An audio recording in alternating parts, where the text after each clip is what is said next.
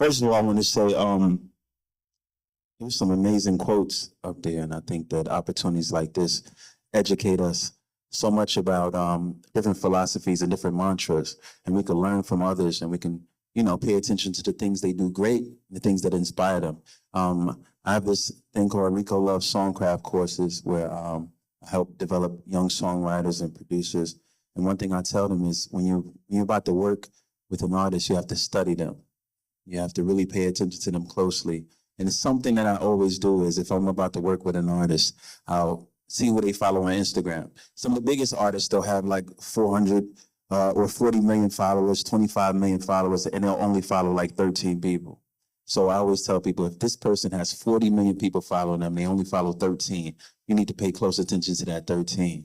You need to start understanding the attraction and the appeal of this person who has hundreds of millions of fans, but only decides they want to follow 12 to 13 people. So the reason why I'm saying this is because when I listen to these quotes and I see some of the things that you all study and some of the things that you all are inspired by, I use them and I want to be inspired by them as well because I thrive to be just as great as everyone here, and I thrive to push myself to greater heights and see things from perspectives I never thought I would see them before. So I want to just take a second to give a round of applause to everybody who was brought up here in the honor today.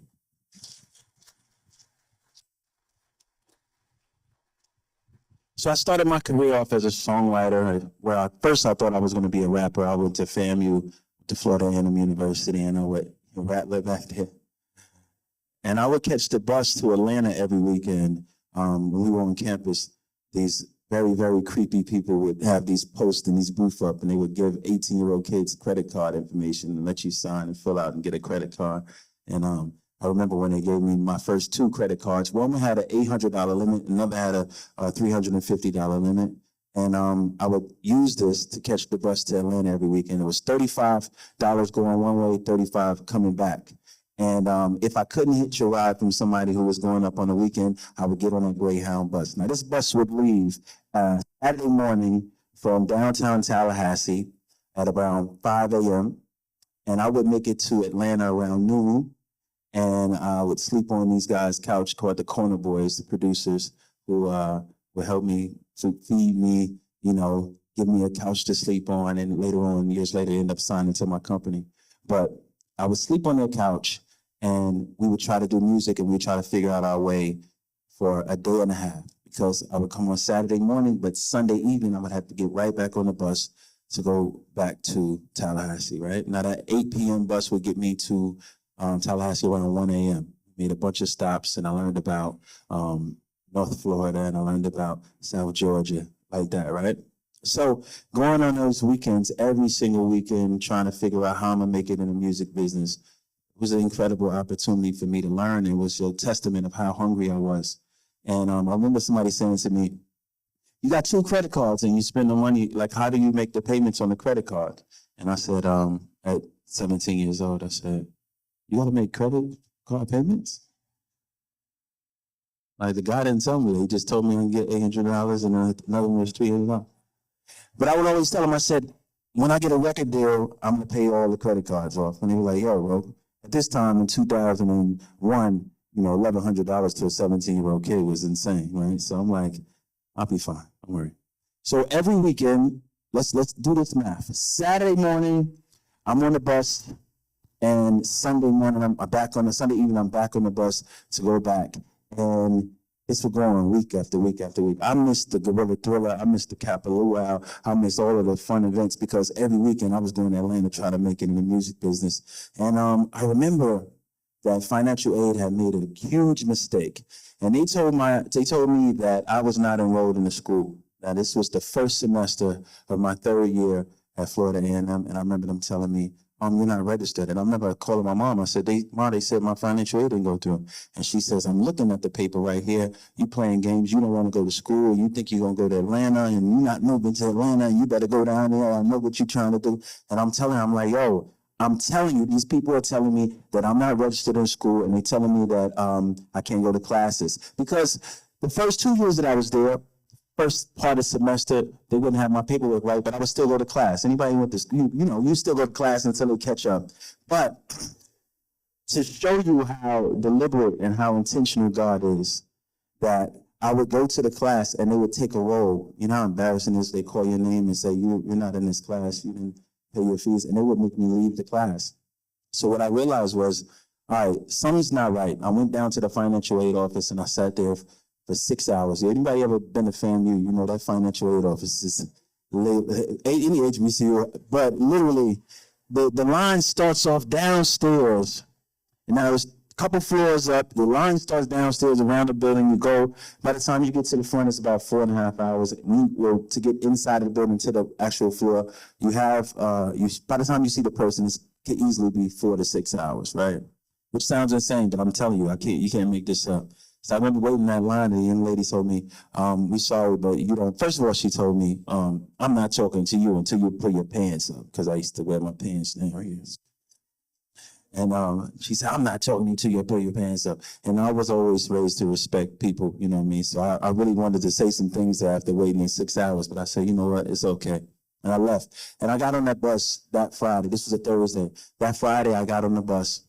And I said, well, I'm just not going to come back, because I was still coming back even though I wasn't going to class. I said, you know what, I'm just not going to come back. So I go to Atlanta, and Usher reached out to the Corner Boys.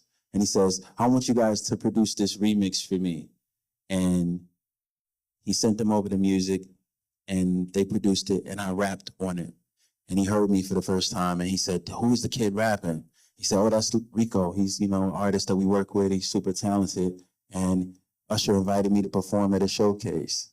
So remember, I would go to from Tallahassee to Atlanta on Saturday. Sunday, I was on my way back. This opportunity presented itself on a Tuesday afternoon. So got the chance to perform. He ended up offering me a record contract. I signed to his label. There's an incredible long story about what happens after that, but that's not the point I'm trying to get to. I'm just trying to show you this timeline. Now, after I got the record contract, after I wrote the song on the Confessions album, we sold 29 million albums worldwide. We did 1.4 million albums in a weekend. We sold 600,000 copies in the first day. We did all these things. About a year and a half later, after I'm trying to figure out my way, I get a call from Florida A&M University, and they said, we're so sorry. We made a mistake. Someone spelled your name wrong in the paperwork, and you actually are enrolled here. So we just want to give our deepest apologies. And I thought to myself, I said, God will move a letter. You know what I mean? God will take a letter and just move a letter, because I needed to be there on a Tuesday. I didn't need to go back on that Sunday.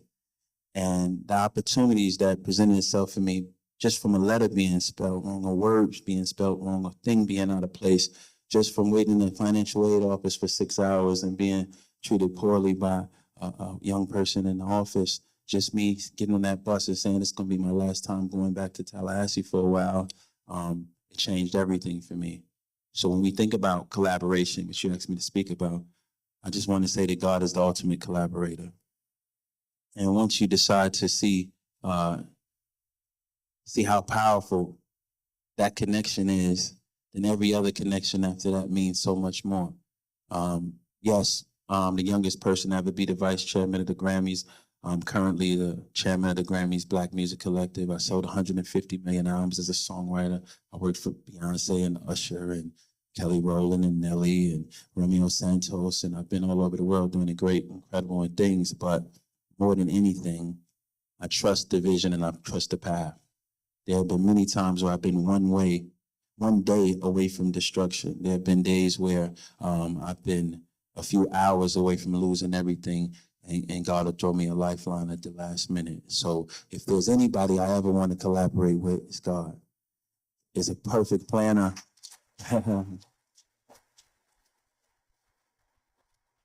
Because to be totally truthful, I'm no use to anybody here.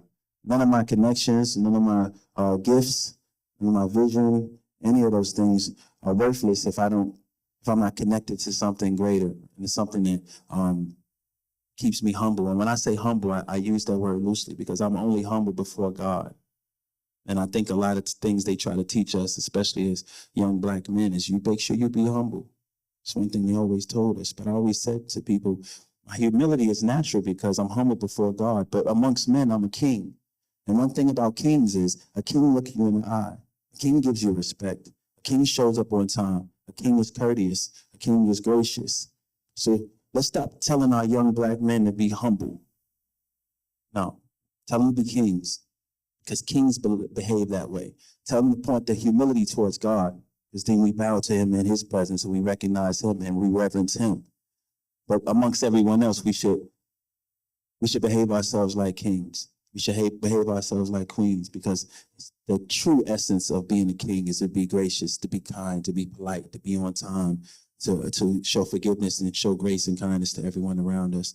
And that's something that I would love to share with all of you.